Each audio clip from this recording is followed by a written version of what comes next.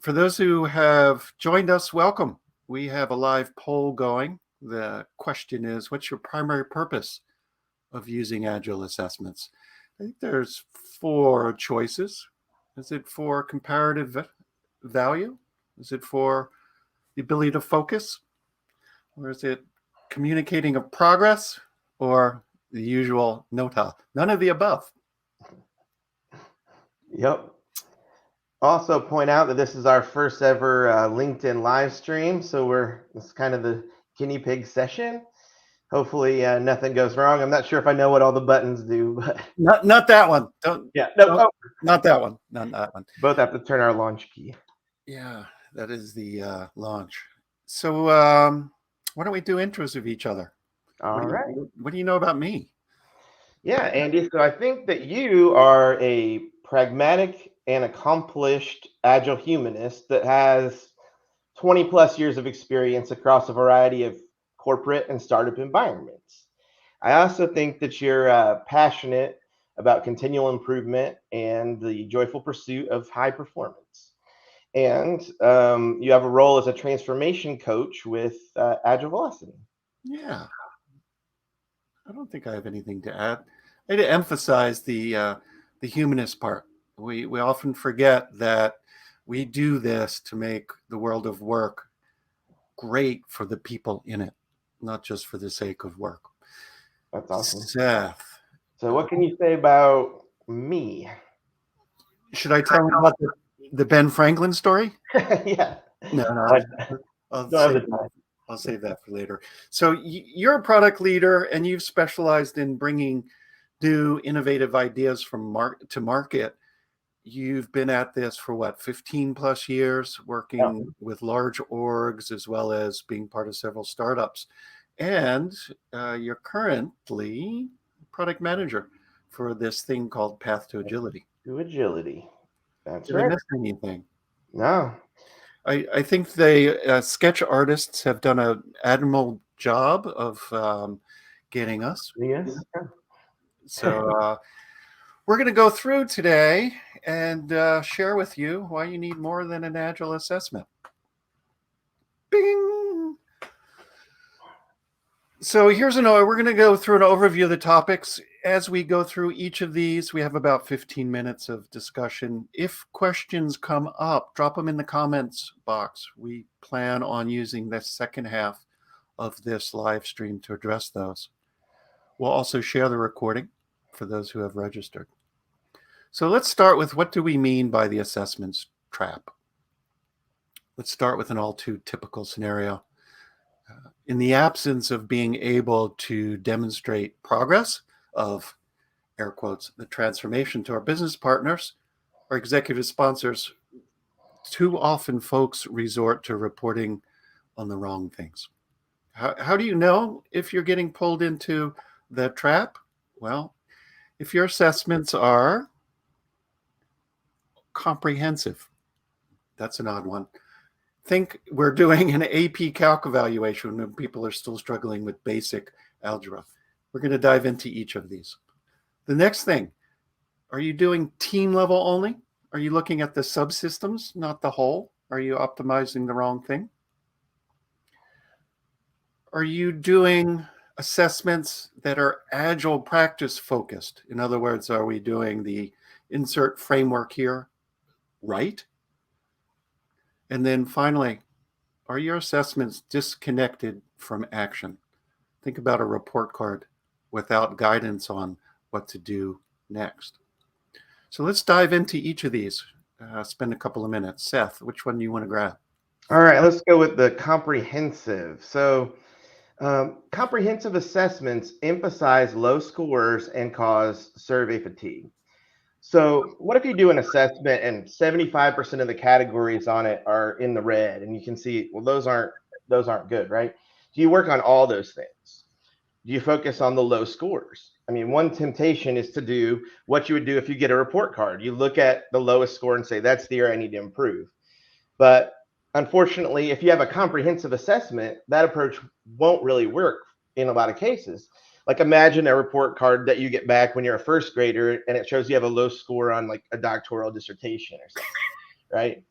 I mean, unlike with grades in school, comprehensive assessments are not just in areas that are the appropriate next steps or actively being worked on, right? So it could be things that are way far afield from where you are in your transformation. And because of that, it can also cause survey fatigue because you end up surveying people on things that aren't real, aren't going to happen anytime soon, and that don't need to be understood and delved into. It's a whip problem, in that we're focusing on things that we're not even going to be doing. So the whole assessment process becomes just a hoop to jump through rather than something that's driving action.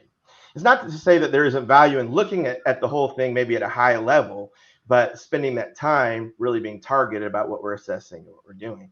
Now let's hear from Andy, and maybe talk a little bit about the team level. Yeah, so we talked about this as a story. Think about the last time you were on a long drive and you are zipping along, making great time, and you glance around the next curve and you see nothing but bright red taillights. And now, while your car and you as a driver perfectly capable, driving at much faster speeds than the 15 miles per hour that awaits you, the system, the road, the highway, will not allow you to do so. That's what it's like when working or assessing a team in isolation. Things maybe have gotten better for the team, optimizing the way they work, and then they realize the system will not facilitate their continued progress. You might hear, we could move faster, but there's stuff in your way.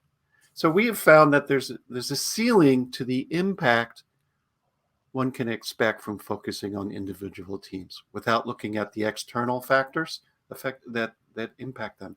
You might get 15% improvement in an area that with team focus. But if you focus on the system, 2x becomes available. And when you focus on leadership, I think you open up the possibility of 10x, especially when you include the big why, key outcomes that the organization is seeking for this transformation. Cool. So I'm going to talk about practice focus a little bit. So practice focus fosters a checkbox mentality. Results are what truly is important. So why go through the pain of transforming the entire organization if the resulting business isn't better, right? So just implementing some semantics of Agile without a deeper level of change, it results in something that's superficial but doesn't actually impact the business. So for an example, we implemented a meeting called a retrospective, but the teams aren't faster, more predictable, or any happier, even though we did that. Or we changed a bunch of people's titles in the organization to be product owner, but the most valuable work still isn't getting done. So, in order to make sure that we are assessing things in a way that maps to actual value and truly answers the question about the validity of ongoing investment in agility, we have to understand what success looks like and assess our progress in the context of those successful results, not just did we change some things at a surface level.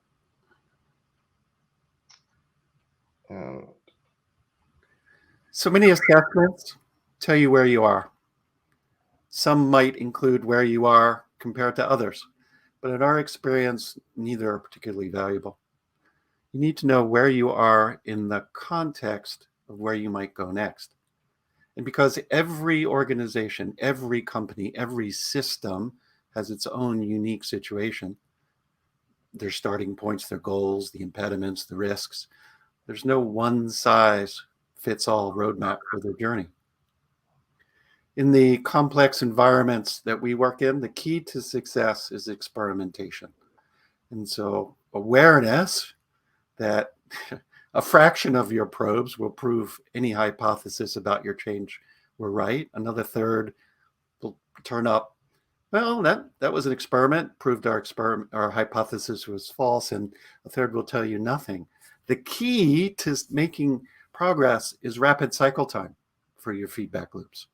So remember that old SAT analogy question? I think they discontinued them. But today's version is, a prescribed roadmap is to an agile transformation as marching band is to jazz. There's really no sheet music. But there is a lead sheet. Yeah, where to go. And that underscores, I guess, the idea of focus, which I think was scoring pretty good in the poll as well. All right. So, quick recap. Could it really be that organizations are unwittingly undermining their odds of success and transformation and their opportunity to become more adaptive, to be able to sense and respond to market changes innovatively, to attain long-lasting strategic agility by using non-agile approaches? Our organizations are complex adaptive systems. They are not machines. So maybe there's a better system, a better model. We introduced Seth as a product thinker.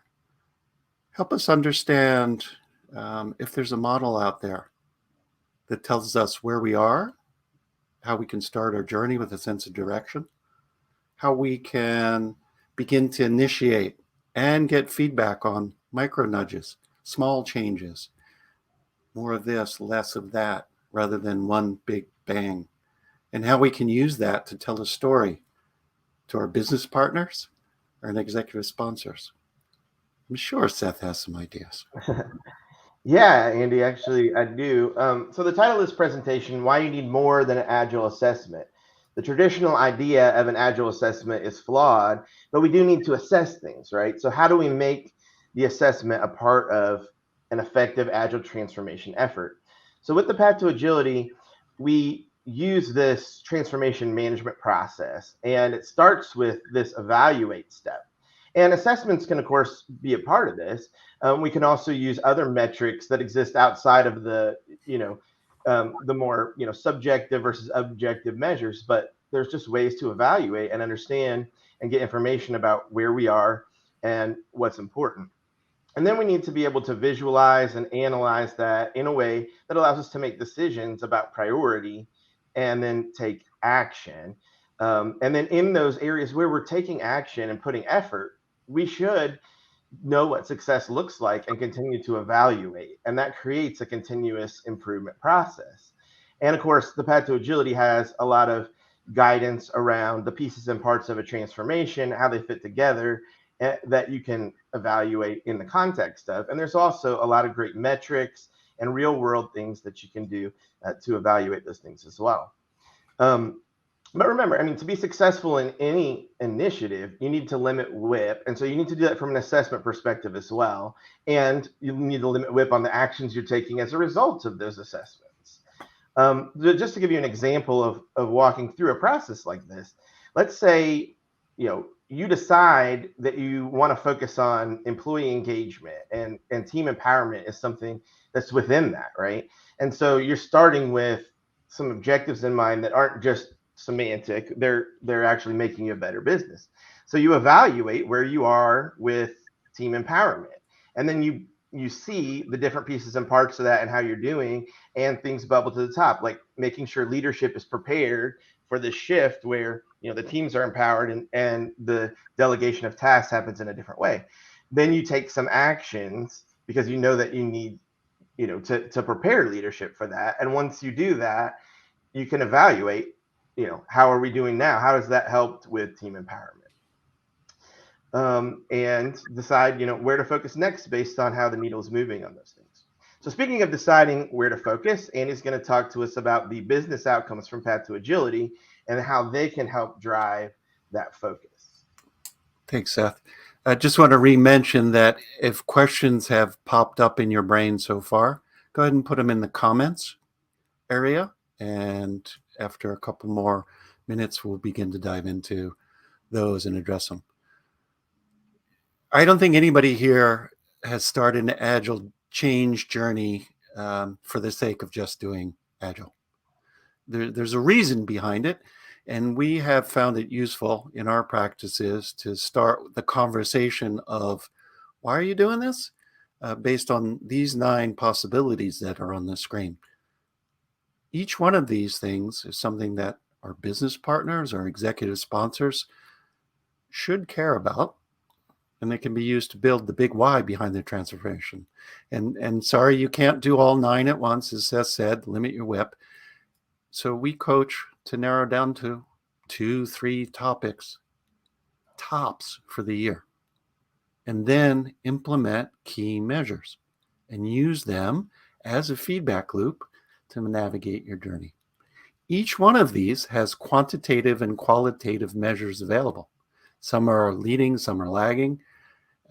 Some of them probably already exist in your system and are good enough proxies to get started, to establish the baseline, and to scale from org to system to team. And just to kind of echo, I mean, these are things that should be inarguable to someone, even if they haven't bought into the idea that agility is the way to achieve them. This is a set of things that would be appealing to almost any executive, and especially, narrowed down to a few that are most important. All right. We are transitioning to a period of questions now. And I think you can put the questions in via the comments, and we'll be able to see and respond to those at this point. So what do you got? Vic, if you have any that have come your way, go ahead and post them in.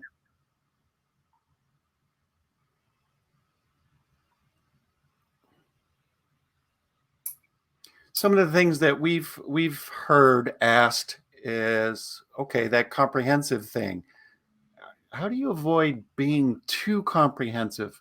What's too much? What's too little? How do you know what to focus on next? Mm-hmm. Yeah. It's a great question. One of the things that we look at is stages of a transformation. We've broken them down into a couple. They follow the traditional change curve. First, we align. We talked a little bit about it in the business outcome. Why are we doing this?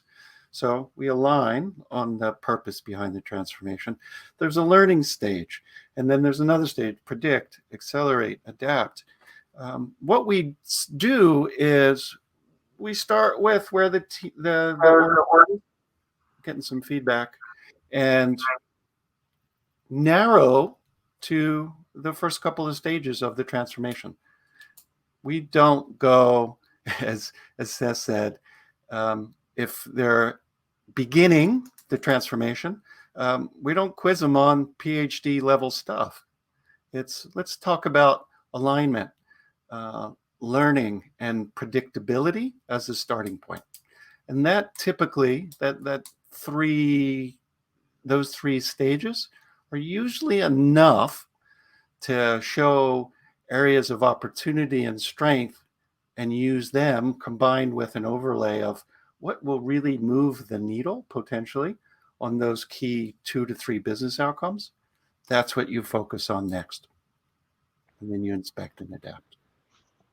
Yeah. And I think another aspect is, you may spend a little bit of time assessing to get a baseline that is kind of an upfront investment, but to continue to put the amount of effort that you put into the baseline on an ongoing basis can be a scalability problem. So figuring out from there how to be really targeted with what you're assessing, and not losing the context of the big picture, but just bringing it in as you need to, and as it has a benefit or value in doing so. New question came in. Thank you, Faisal. Do you experience Agile fatigue with your clients? Engineers often don't like Agile practices because of poor experiences in the past. How do you navigate that? Great question. Yeah.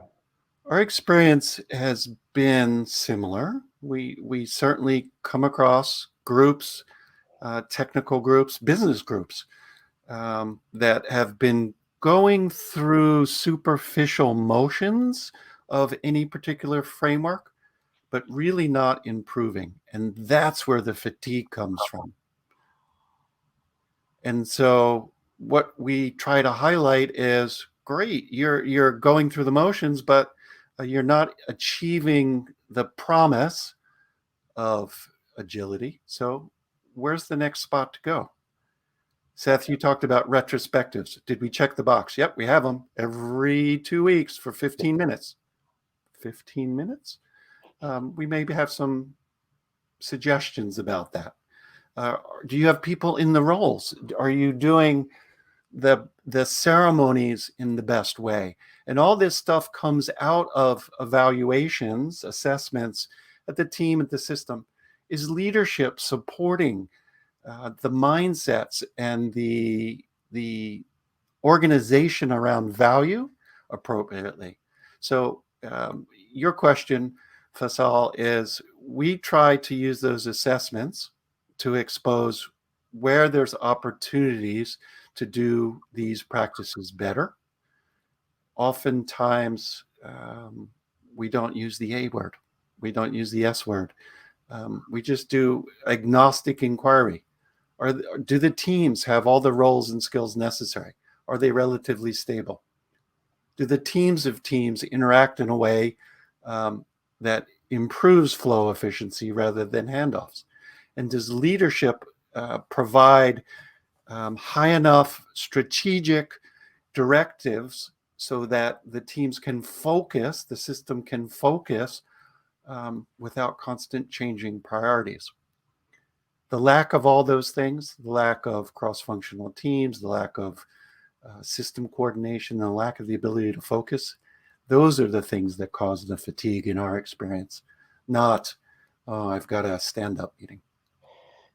Yeah, and I would say that, agility done right serves the team members very well, and as well as leaders. So everyone should end up being happier if done right because of the improvement in results. But if there hasn't been an improvement in results in the past, then when we talked about survey fatigue, that's kind of that. It's just I'm jumping through a hoop and there's no reason for it, and it's hard to be motivated. And when you're not motivated, that feels a lot like fatigue.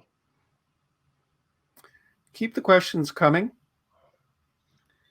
We've also found that the engineers you refer to, the individual contributors, when we offer assessments at the team and the system level, they often gain awareness of why their past practices were not conducive to getting better. And then with the appropriate environment for time to learn and improve, there's quick improvement at the team and the system level. And then as greater, higher level impediments show up, leadership is poised to help remove that. And it's this incredible reinforcing feedback loop that they haven't experienced before.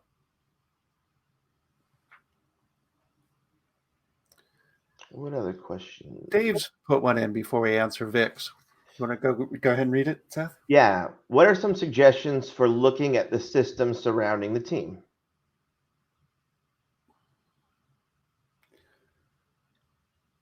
A lot of the assessments that we have at the system layer in Path to Agility begin to probe those systemic issues. Is there good coordination? Yeah. Is there dependency management? Alignment to value. That's another great one. And so the areas of inquiry that are in the learn and predict stages opens up people's eyes to reasons why that freeway, that bank of red lights is the problem, not the team level practice, not the individual car or the driver. It's the system. Yeah. So if the team that I'm on can't deliver value to the customer because I always have to make a request from the database team that's backed up by 2 months to get something done, then it doesn't really matter how efficient my team is because our ability to add value to the customer is blocked by the system. So a lot of that is built into the system level assessments when we look at teams of teams and how they operate and how that impacts predictability as a whole, which then leads to the ability to Decrease your cycle time for these experiments to see if we're shipping the right things. There's no point in shipping faster if it's not the right thing. So the key is, are our customers happy with what we're producing predictably? Are we doing the right thing? Which again is a reinforcing feedback loop into that value stream analysis. Yep. Okay, another question from Vic in here. How do you know what level is the right level to conduct assessments? Who should be involved in those assessments? What do you think, Andy? The right level. I'm curious what you mean. I'm going to make some assumptions. In our model, we look at leadership as sort of the organizational level, the system level, and then the individual team level. Our experiences look at the whole thing, the entire holistic organism, if you want. If we go biology or ecology, we're looking at a rainforest, and there's no sense looking at a single species. So the right level is the entire rainforest, and P to A builds that in incrementally. Who should be involved in those assessments? All those that work in those systems and that are impacted in that system by those systems, and that includes business and technology, both the makers and the users. One of the anti-patterns all of us have seen is the belief that a transformation is just a technology issue. It's not. We want to dispel, we want to break down or bust holes, at least in those silos between business and technology. So who should be involved? Everybody. Because everybody has impacts. We've had wonderful ahas when the business partners were involved in the organizational and the system level assessments. When we start to examine predictability, ability to focus, they're like, oh, you mean me changing my mind every 3 weeks on the most important thing uh, is shooting myself in the foot? And suddenly we unpack the ability to improve as a holistic system. Yeah. And go ahead. Yeah, I was gonna say, so some things, that I've seen as well, like as a transformation moves forward, if there's business partners and things like that who think of it as, oh, this is an IT thing only, and this is affecting the team. When it comes time that value has been aligned, but now the funding model is the old way, or things like that, then that's where not having involved them from the get-go and understanding the buy-in that needed to happen at that top level starts to become an impediment. Yeah. All right. We are coming up to the very end. So if you've got a last minute question, go ahead and drop it in. Yeah, and we have a download, our guide to effective measurements for your transformation, which has some measurements that you can use. And there's a link that I think is going to be posted in the chat to be able to download that information. We also, if you want to learn more about the Path to Agility, have some practitioner certification workshops coming up, and there's a link for that we'll post out as well. Also, remember to follow us on LinkedIn, Facebook, Twitter, and the like. And also, individually follow us on LinkedIn. Yeah. We'll be sharing out this recording to folks who registered, to those who came and had these excellent questions. Thank you very much. Keep in touch, and we'll let you know when the next live stream is scheduled.